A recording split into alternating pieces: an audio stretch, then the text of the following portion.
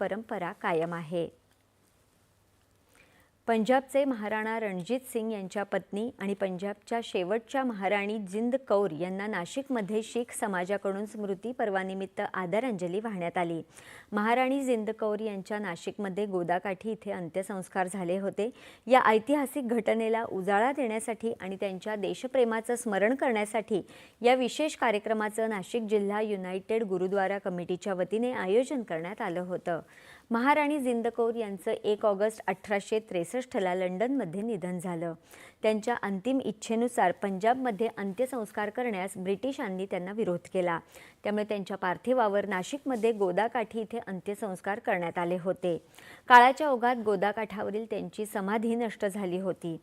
आता तिची पुनर्बांधणी करण्यात आली असून वसंत ऋतूत त्यांच्यावर अंत्यसंस्कार झाल्याचा संदर्भ असल्यानं या दिवसात नाशिकमध्ये प्रथमच अशा स्मृती दिनाचं आयोजन करण्यात आलं। हैदराबादमध्ये तेलंगणाचे मुख्य